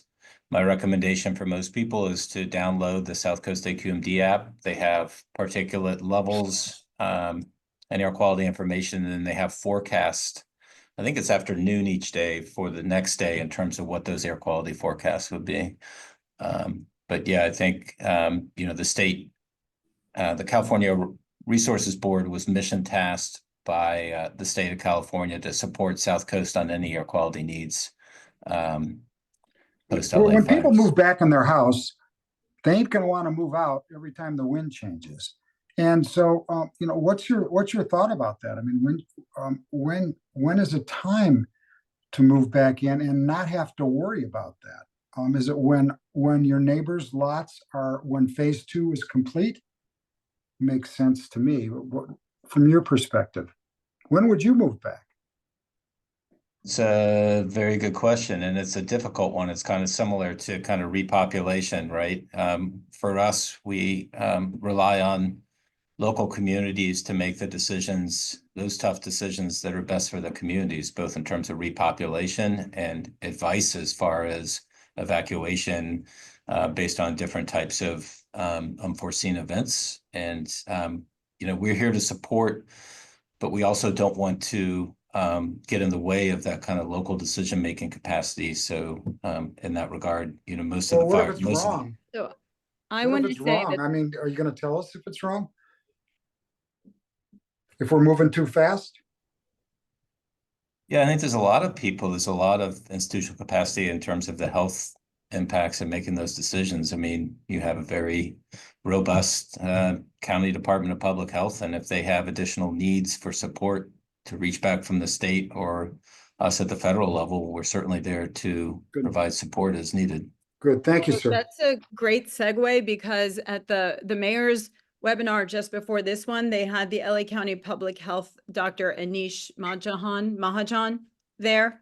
And he did make some statements that had to do with air quality, and there are some related questions here in our chat. The question is, can we get the Department of Public Health, the county's Department of Public Health, to give us a written statement, some sort of guidance, not the sort of anecdotal, it may be advisable to delay return as removal can stir up ash and soot, but something more specific that people can take to their insurance companies. And yes, this does go to the insurance question. People would like to know why they would rebuild millions of dollars of homes if they can't be insured. And I think a lot of these questions have to do with whether or not the insurance companies will give us guidance on how to build in order for them to insure us on the other end. So No, I don't know how, I mean, insurance these questions, guys, this side and that side. I don't know. I mean, these the insurance companies try to pull away from problem areas, and some of them tried to pull out of California altogether. I don't think you can guarantee a long-term insurance policy, but I think you can communicate with your insurance company and have someone negotiate with your insurance company to the kind of how much you're going to get, and also what are the kind of materials of the future? What are the kinds of things you can do to build back stronger so you are more insurable? But I don't think anybody can guarantee it. Okay, and Councilmember Park, on this end, the insurance interface on this end with the toxicity and when people can move back? So I have heard the suggestion from the community that, some advocacy from county public health, certainly if AQMD and or the EPA could, support with data and information, I think a lot of that would help. I don't know if Assemblymember Irwin is still on here, but she has been a great partner in helping to address some of these statewide insurance concerns. Just last summer, 1,600 people in Palisades were dropped by just State Farm. And so this has been an ongoing crisis. Assemblymember Irwin has been at the forefront of this. I have personally spoken to Insurance Commissioner Lara about the concerns that folks have that are being told by their insurance companies they need to go live back in their houses, despite all of these questions and concerns that we have about safety and health risks. He is going to address that issue with us and for us on Friday in our Zoom for folks that have homes still standing. I know that's not a fully adequate or responsive answer to all the multi-layers of questions baked in to some of these insurance concerns. But, for those of you who know me, I don't tend to care much for bureaucrats and government regulators, but I will tell you the Department of Insurance, they are your consumer watchdog. They are your policyholder advocate, and they will be there to advise you on how to engage with your adjusters and your insurance company to know and understand your coverage. And I think that this is a fairly common dispute, sadly enough, that comes up after post-fire disasters. So I think Friday, his insight on this issue can be very helpful to some of our families that are wrangling with those specific issues. Traci, I just, Councilwoman, I just want to add there, obviously insurance is a very complicated issue, and Ricardo Lara has had a town hall. For those of you that are having difficulty with your insurance company, please call the Department of Insurance Ombudsman. If you can't find the number, just give our office a call, but they are, as the Councilwoman said, they are there to fight for you. And just to dovetail on that, Assemblymember Irwin, thank you again. You have just been amazing at every step throughout this. Our Assembly member and our State Senator Ben Allen and I have all been in conversations around these insurance issues and the Insurance Commissioner as well, around forward-facing steps that we can and need to take as a local community and as a statewide community to address some of these long-term issues and what we can do to enhance our insurance marketplace here in our impacted community. So stay tuned on that. That's a lot of that's going to be a longer haul legislative process ahead, but come to the meeting on Friday and I think you'll get some good answers too. So Mariam, can I jump in with some questions regarding the building and permitting process? Absolutely, Okay, Chris. so I'll go ahead.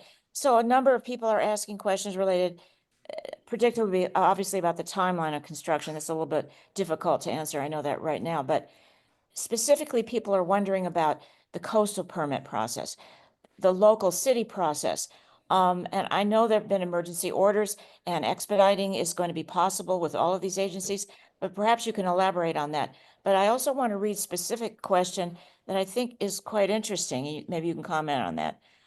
Has DBS yet assessed how many additional plan checkers and building inspectors will be needed to handle the anticipated influx, 5,000 building permits? If not, when will that assessment and hiring process happen? And who will be responsible for getting that done and reporting back to us on the progress? Yeah, great question on that. So I actually just met with DBS today. And of course, this is one of the things that we talked about. So we are in the process currently of standing up with what will be, and I saw this this question come through in a few different chats. We are in the process currently of standing up what will be our one-stop shop permitting process. We will have DBS, we will have planning, we will have our utilities, we will have other staff members on hand to help run as close to concierge level service as we can get. We absolutely want to make the permitting and the process around this as simplistic as possible.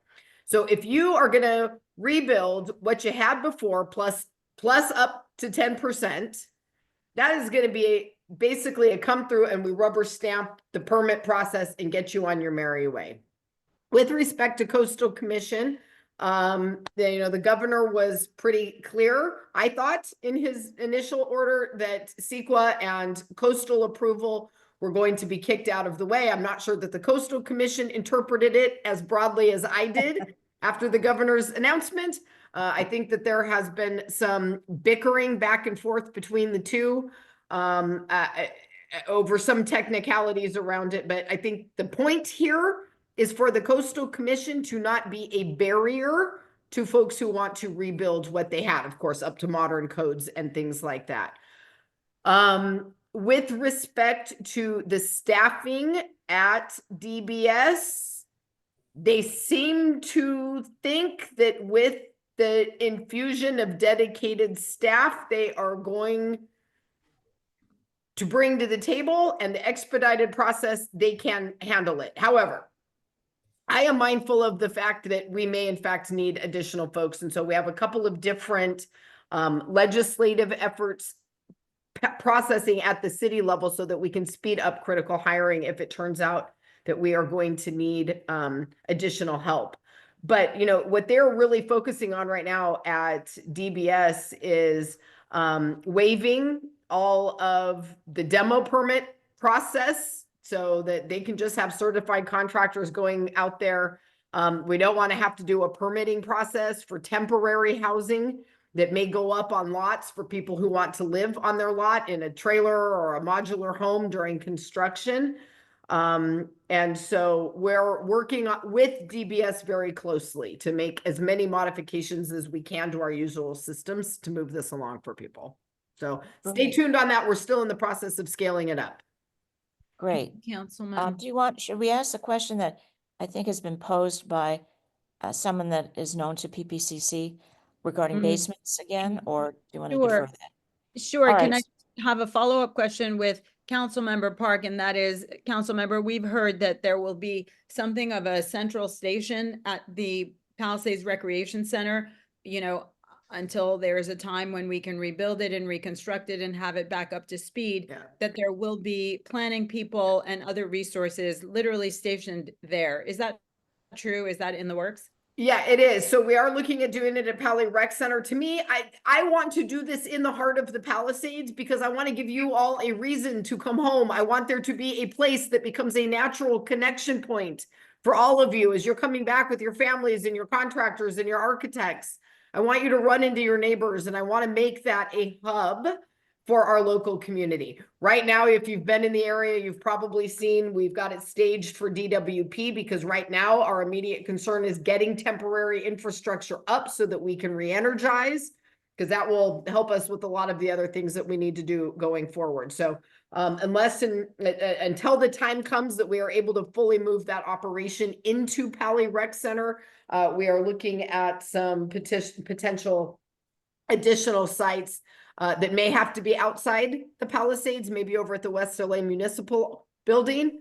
Or in that area. So we're looking at a couple of options. We're working on it. Stay tuned, sign up for my newsletter, follow along with my social media, and we will keep you updated as we get that all stood up. But we want to make this as easy and convenient as possible. And like I said, eventually what I want is that operation set up in the heart of the Palisades. Okay, thank you. Chris, you want to okay. pose that question? Yeah, sure. So the question is, again, turning back to the basement issue. There are thousands of burned homes with basements. Most insurance debris cleanup includes the removal of basement walls. However, the Army Corps can't remove the basement walls in Phase 2 because of lateral support issues. But the Corps can't be allowed to take all the debris removal funds. How are you going to address this issue? Burned basement homes will need a Phase 3. Any comments on that, or? Yeah, I mean, the reality here is, Chris, we have some homes that are going to be more complicated, either because of the geography or, you know, other reasons, right? Basements and things like that are more complicated.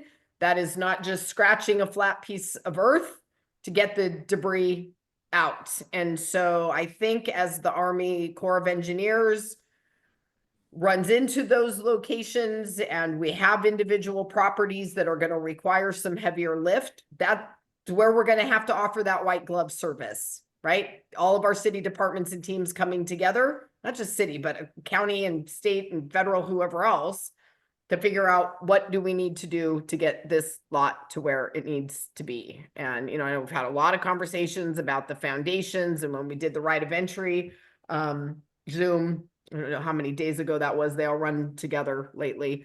You know, one of the questions was, what do we check the box that we want them to take the foundations or not? And, you know, that's going to be an individual call. I think probably folks should just get their heads around the fact that at this kind of fire and the temperatures and the damage that we've seen, I think folks should expect that there's going to be widespread damage to a lot of that and concerns about stability and rebuilding on top of it. I would assume that's going to be true for basements and retaining walls and chimneys and everything else, unfortunately. So as we pivot to another question, I do want to say that at that meeting, I think someone suggested that if you do take out your foundation, you should take pictures so that when you go back to get the streamlined permit and you're building on the same foundation, you can show where it was. Yeah, that's a great point. Okay, so Can I follow up with a question also? This has to do again with the 110% limitation. A lot of people are wondering about whether that can be increased. One person suggests 125, another person suggests 140. That's because some houses are very small. And why are they not allowed to maximize? And that's really the question. I'm sure you've heard this before, but perhaps you can answer it. I don't here. have a good answer for it, and I also don't know if that means, can you add a basement? I'm not sure yet, Steve. Mhm. I don't. I think an ADU versus going over your 110% is a potential answer. Going higher than 110%, I don't see it. And but the other thing that, And by the but way, I don't have people can do control. I more don't than have a that. They vote. just have to go get the permits for Yeah, it. sure. Yeah, sure. they're just not gonna get the But- rubber stamp white glove Yeah. service. My Okay. concern is I don't think that there is a city in America that could handle within the city 6,000 homes through the system. And I don't believe that staffing up is, I mean, it'd be nice, but I think that the options of outsourcing and the options of self-certification, which is going through the council now, I think are great options. I Yes. cannot imagine, I've been around for a lot of mayors and a lot of building departments. There is no chance that they're going to be able to put 6,000 units through this system and have any sort of happy campers. And so I hope that they look at everything to expand that, because there are a lot of options. This was quite a tragedy, and this is not something that the city is built to. I don't think, and there's no city in the world that could do that. So that's my hope is that. Yeah, you may be right. We may end up, I think the self-certification idea, obviously, as you mentioned, that's passing through council now. Yeah. Something that, we are certainly interested in and open to. I think that, some of these other, options of possibly outsourcing and get some supplemental help make the agree. case. And part of the reason that we are, looking for expert advice on that is so that we can make those assessments. But Good. we Thank are you. going to have an inflow because, we're going to rebuild 6,000 structures. That's a lot of material to look at, even, with an enhanced staff on it. So, Yeah, and the other thing people have to really be considerate of, there are going to be a lot of trucks. There's going to be 140,000 truck trips. And when people say, well, I'm going to just drive up here and drive over here and drive over there, you have to be really careful. Because if you interfere with those truck trips, it could add months onto the process. So people should just be they should be mindful of that. no, we do. And I think folks know and expect this. We are going to have managed plans for access Yep. and staging in and around this area. I mean, I don't live in the Palisades, but I've been there long and been around it long enough to know in a lot of these neighborhoods, if you have one house under construction, the amount of space on the streets that get taken up, the traffic jams, and the general headache it causes for everyone else, yeah, it's a problem. And now we are talking about a potential free-for-all that could turn into the Hunger Games on the ground, competing for space and parking and everything else that we need if we don't do this in a managed, respectful way. So as we move through these initial phase 1 of toxic materials and then debris clearance, we're going to have a very detailed operational plan that mitigates for some of those impacts and ensures that we have good flow and that everybody has the space and the elbow room that they need to work and work safely. So going to have to be done. Councilmember, if there's some impact on our streets at the end of this process, or even in the middle of this process, will there be an opportunity to rehabilitate those streets? Will there be funding to take a look at what kind of beating some of these streets are going to be taking? I literally talked about it with DBS today, right? We are talking about trucks and heavy equipment, and I have real questions about impacts on roads and slope stability. So we are looking at the long-term funding solutions and strategies that are going to be necessary, and as Steve said, you guys knew this going into the budget last year. We were looking down a $500 million deficit. And yeah, a lot of the work that we're doing is, there's federal and state money that will come to assist with this. But, the reality here is that there's just a tremendous amount of work. According to the general at the Army Speaking Corps, of funding, the road replacement caused by the trucks in doing the removal is a FEMA reimbursable. And my question to them was, well, is that FEMA spout, is there any potential that that funding is going to turn off and leave us halfway home? And they said no. They said that FEMA has been incredibly funding in almost funding in advance, so they can take advantage of speed and correct contractors. So I believe that FEMA is going to be there for us in this administration.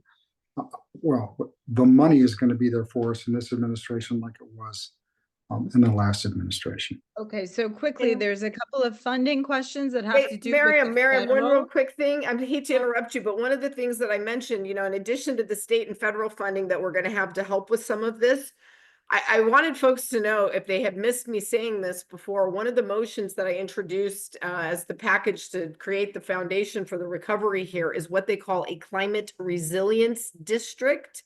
This is actually a relatively new thing in California. It is for communities recovering from wildfire disasters. And so right now, as your property taxes are being reassessed, and they're going to be relatively low right now, over time, as you rebuild and homes and properties sell on the private market, and your property taxes do increase, that money is going to be captured in your Pacific Palisades climate resilience district, and reserved for investment in your long-term infrastructure. So rather than having those increases just get lost into the general fund suck, which is what happens to our tax dollars, a lot of times that will be earmarked specifically for Palisades. So we are looking at a lot of different sources and strategies and getting creative about ways to figure out how to fund this, because undergrounding the power lines like that, we have to at this point. But Steve's right. This is expensive. Putting this back onto the ratepayers is inherently controversial. And this is going to be expensive to pay for. So how we're going to figure out how to do that and leverage all the resources and opportunities we have is an ongoing discussion. And it is probably going to take a long time to get all of those details hammered out. So council member, I was going to ask you to tell us about that climate resilience district, because some of your staff were talking about it and it sounded interesting. We also went to the state senator and asked if there could be legislation for a recovery district along the same lines. So there is a question about funding, and then Chris, I'm going to hand it to you for the last question, but it's for our Congress people. I do believe that Congressman Sherman is gone, but Justin Vines, are you still on the call? Because if you are, maybe you can answer this question. It's generally about money and it's about funding. So a lot of people are going to be underinsured. And there is a worry about people beginning to build and then running out of money in the middle. And so we don't want the Palisades to have half-built homes. There's also questions that come in from people who still do have homes. They are going to their mortgage companies. They're asking for forbearance. At the moment, mortgage companies are only giving 3 months, and then, it's only a deferral. It's not a forgiveness. I know Steve was kind of looking at this, but this goes to your office, Justin. Anything that you guys can do to help mortgage payers not have to pay back the deferral at the end of the 3-month period, and anything you can do to make it a longer term deferral? Yeah, so I don't have information about that nuanced question at the moment. I do know that these are very important concerns to the congressman and our team, and I'm sure we are working on that front. What I'll do is I can connect with you guys after the call to take those questions down, and then I will get answers and relay them back to you. Well, I'll tell you one thing that's very clear. If the banks think they're doing anybody any favors by giving a 3-month mortgage forbearance and then requiring that the money be paid in the 4th month, forget about it. It's not enough. They have to go back to the table. That's ridiculous. And I hope you guys stand up strongly for that. People need a year. They need it to be tacked on to the end of their mortgage. And the idea that, oh, thanks for 3 months. You know what? Thanks for nothing. And, the public should not stand for that response from the banking system.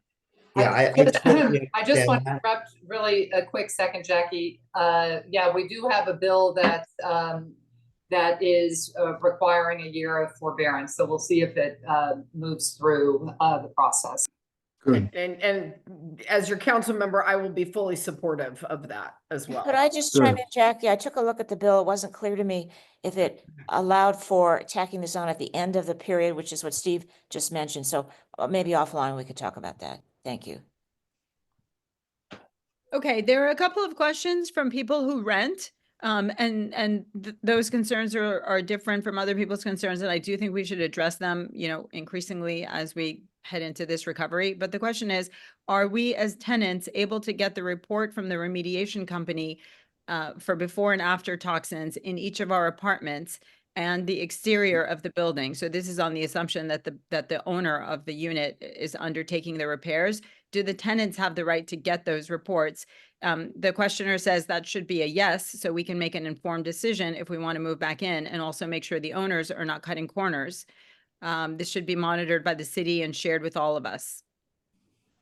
Great point. Great question. In my opinion, yes, of course, people should have a right to know and have access to those reports. I don't know what the procedural mechanism is to release those and get them to them. I just am not sure. Okay, so something to look into, I would think, something to Yeah. begin to focus on. And then how long do people have to wait for owners of properties who don't clean up their lot and they don't opt into the Army Corps of Engineers cleanup? What's the time limit before the city or the state takes over and does some remediation? Yeah, that's a great question. Actually, I had some questions about this earlier as well, because, you know, there are going to be some folks who just don't get around to it and everybody else is moving along and we still got a pile of rubble over here. That can't happen. So we are working with FEMA as well as our city departments to come up with what our strategy is going to be that will enable us to intervene and make those decisions on behalf of property owners who allow this to turn into a nuisance that needs to be abated. But Yeah. we all know this on a good day, right? Trying to get a nuisance abated somewhere in the city of Los Angeles practically takes an act of Congress. So we don't want that to become a problem here. So we are already. My hope working is on you don't give fixes them for over that. 2 hours and that any penalties are severe. We cannot tolerate people not doing that. Yeah. You And- can't have, No lengthy notice periods of, no, you know, nothing. 90 days or crap like that. This is I going to have agree. to be fast, and we agree. are not playing. These I lots agree. got to get cleared. Mayor's made that very clear as well. Mariam, can I There's ask a- one more? Can I ask one more question? Yeah. Sure. Okay, this may be of interest to a lot of people. Can the government purchase building materials in bulk and then create a wholesale program for fire survivors so that we can get the materials at commodity pricing and are not forcing up the prices? It's an interesting idea. Don't know. I don't know. I doubt it. Councilmember You Irwin, are built big Well, maybe projects. I doubt it. perhaps someone could look into it. That's all. You know, I think mean, what dollars. we did is we bought our Sub-Zero refrigerators because they were so backed up, and then the house slowed down, and then by the time we plugged the damn things in, we're out of warranty. Yeah. So I don't think so. I mean, you're probably better Okay, off. so the just- tenor of the question, I think, is could this be looked into? Not just Always. no. can't do it. Well, always happy to look into it and Thank make you. information accessible and easy. You know, I think, you know, for a lot of people who own a home, they've never built a home. Yeah.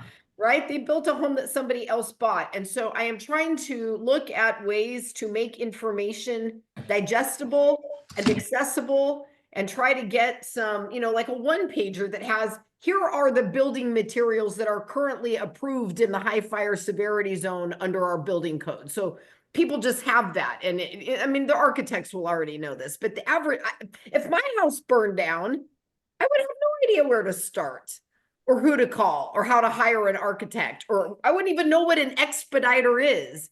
I Will didn't even know that Rogers, until I got elected to city council, that people needed an expediter to get through the bureaucracy yeah, of our own city. So Will Rogers, whose house burnt down, one of my favorite quotes of his is everybody should build their own house once. Because anybody that's done it once never wants to do it again. Well, we Okay, don't want that good to be the thing. experience, though. We want people to know this is a doable thing and that they are You have to make a capable of lot it, of and we're here decisions to help them fast. make it easy. Right. Okay, two Okay, quick things. we're gonna wind Kristen- up in a minute, but I actually have a question. A lot of people have texted me asking about this. People have been in the Palisades and they have seen gas company workers removing gas meters and filling the holes where the meters were with cement. And the question is, why is that happening? Some people are afraid, saying, is the Palisades going to be forced to be all electric now? Why are they filling these holes with cement? You guys have a clue about that? First I've heard of it. I've heard it from several people. First I've heard of it. If folks want to email me and my team at the office, send me the address where this is happening and we can make some special inquiries and find out. It's first I've heard of it. Okay, great, thanks. Our electric range is cool. We resisted it. And, there are rules about going all electric, but it ain't so bad. Okay, this is important. Someone says, my architect has taken my plans down to permitting office and has been told that there's no special process implemented for approval yet. When will this be set up, and any special instructions for these architects who are going down to take advantage of the streamlined permitting? So they have been accepting permits. I'm not sure. I think I saw that comment somewhere too. They are accepting applications, but they're just not stood up yet with these, concierge centers that I've been describing. That doesn't quite exist yet. We have had at the Disaster Recovery Center folks from planning and DBS on hand to answer questions, but the actual apparatus that we're standing up to accept the permits, and start the processing isn't stood up yet. I know some plans have already been submitted. While I'm thinking of it, because I've seen this question come up in the chat a couple of times already, folks are asking if we have plans on file, how can we access those so we don't have to start over again? And we are working on a state law fix that will actually, hopefully, allow DBS to just be able to return the plans to the owners and their builders. Right now, it requires the approval of the original architect. In a lot of these cases, homes are old and those people have passed away, and that's just not a realistic, feasible process for us. So we're working on some fixes for that. Good. Okay, so Soup, you might want to close the meeting. I want to say there are several questions in the chat where people are saying, why is it 110%?